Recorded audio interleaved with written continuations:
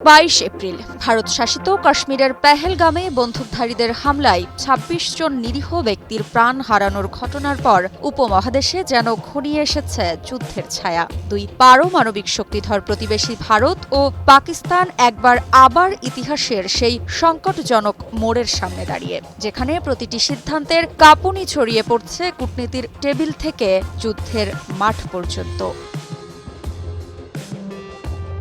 জল, সীমান্ত ও প্রতিশোধ, এই তিনটি শব্দে এখন সংজ্ঞায়িত হচ্ছে ভারত পাকিস্তান দ্বন্দ্বের নতুন অধ্যায়। উরি, পুলওয়ামা, বালাকোটের ছায়া মাথায় নিয়ে বিশ্ব আবার তাকিয়ে আছে দক্ষিণ এশিয়ার দিকে। উত্তেজনার এই আবর্ত কি এবার সত্যিই ছড়িয়ে পড়বে সর্বনাশা সংঘাতে? কাশ্মীরের পেহেলগামে পর্যটকদের লক্ষ্য করে চালানো ভয়াবহ হামলা কেবল হতাহতের সংখ্যা বাড়ায়নি, উস্কে দিয়েছে পুরনো ঘা। ভারত সরাসরি অভিযোগের আঙুল তুলেছে পাকিস্তানের দিকে, দাবি করেছে পরিকল্পিত রাষ্ট্রীয় মদতে পরিচালিত সন্ত্রাস। পাকিস্তান তা প্রত্যাখ্যান করে উল্টো ভারতের অত্যাচারমূলক কাশ্মীর নীতিকে দায়ী করেছে সহিংসতার জন্মদাতা হিসেবে। দুই দেশের মধ্যে বিশ্বাসের সংকট যে কতটা গভীর, পেহেলগাম তার সর্বশেষ প্রমাণ।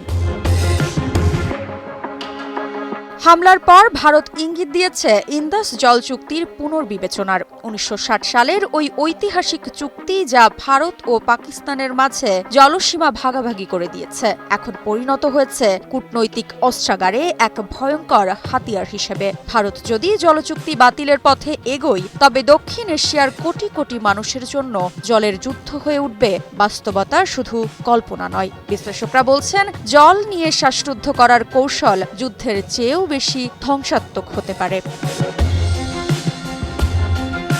পাকিস্তান এখন আন্তর্জাতিক মঞ্চে ভারতকে কোণঠাসা করতে মরিয়া। OIC, organization of Islamic cooperation থেকে শুরু করে জাতিসংঘ পর্যন্ত পাকিস্তানের কূটনৈতিক তৎপরতা বেড়েছে কয়েক গুণ। তাদের দাবি, ভারত রাজনৈতিক ফায়দার জন্য কাশ্মীরে মানবাধিকার লঙ্ঘন করছে এবং বিশ্বকে এ নিয়ে নীরব দর্শক হয়ে থাকার আহ্বান জানানো হচ্ছে। ভারত পাল্টা দাবি তুলেছে সন্ত্রাসের পৃষ্ঠপোষক। পাকিস্তানের সঙ্গে কোনো আলোচনার মঞ্চ নেই। কূটনীতির এই ঠান্ডা লড়াইয়ের ভেতর দিয়ে উত্তেজনার মাত্রা শুধুই বাড়ছে। শান্তির সম্ভাবনা এদিক দিয়ে একদমই কম।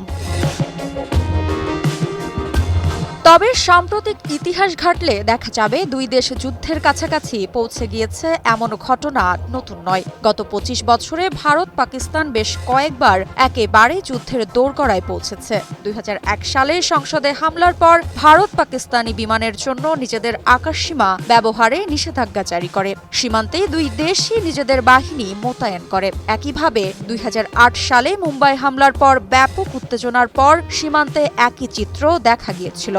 এরপর ২০১৯ সালে পুলওয়ামায় হামলার জবাবে ভারতীয় বিমান বাহিনী বালাকোটে বিমান হামলা চালায়। এর প্রতিক্রিয়ায় পাকিস্তান ভারতীয় বিমানকে নিশানা করে ভূপাতিত করে এবং বিমান চালককে আটক করেছিল। এত কিছু সত্ত্বেও প্রচলিত যুদ্ধ বলতে ঠিক যা বোঝায় তা দেখা যায়নি। কিন্তু বিশ্লেষকদের মতে এবারের পার্থক্য হল, কূটনৈতিক তৎপরতার পাশাপাশি জলের মতো মৌলিক বিষয়টাও অন্তর্ভুক্ত করা হয়েছে। এদিকে যুক্তরাষ্ট্র, চীন ও রাশিয়া, তিনটি প্রধান শক্তি এখন পর্যন্ত সরাসরি পক্ষ না নিয়ে উদ্বেগ প্রকাশ করে দায় সেরেছে। বিশেষ করে আফগানিস্তান ও ইউক্রেন সংকটে ব্যস্ত বিশ্বের কাছে ভারত পাকিস্তান সংঘাত আপাতত অগ্রাধিকারের তালিকায় নেই। তবে এদিকে আবার এগিয়ে ইরান। দক্ষিণ এশিয়া যখন নতুন করে সংঘর্ষের আশঙ্কায় কাঁপছে, ঠিক তখনই বিখ্যাত ফার্সি কবি সাদির কবিতার মাধ্যমে শান্তির বার্তা নিয়ে সামনে এসেছে Iran. Mr. Noodles, amazing taste.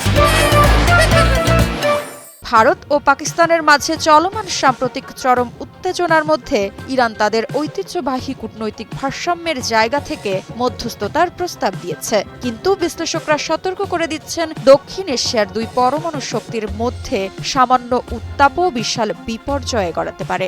এশিয়ায় এই অঞ্চল যদি কোনো ভুল হিসাব হয়, তার মূল্য হবে গোটা বিশ্বের জন্য ভয়ঙ্কর। পেহেলগামের রক্তাক্ত ঘটনার পর ভারত পাকিস্তান সীমান্ত যেন বিস্ফোরণের এক প্রহর গুনছে। কূটনৈতিক ভাষায় এখনো সংযমের আহ্বান শোনা যাচ্ছে, কিন্তু মাঠের বাস্তবতায় বারুদ জমছে প্রতিদিন। এই উত্তপ্ত জল আর উত্তপ্ত সীমান্তের মাঝখানে আটকা পড়ে আছে কোটি কোটি সাধারণ মানুষের জীবন, যারা শুধু শান্তি চায়। কিন্তু ইতিহাস বারবার দেখিয়েছে দুই প্রতিবেশীর সংঘাত তাদের ভাগ্যে এনে দিয়েছে শুধু কান্না আর অন্ধকার। এখন এই পরিস্থিতিতে সামনে কি ঘটবে তা হয়তো সময় বলে দেবে। ঋত্বিকা বিশ্বাস, নিউজ 24।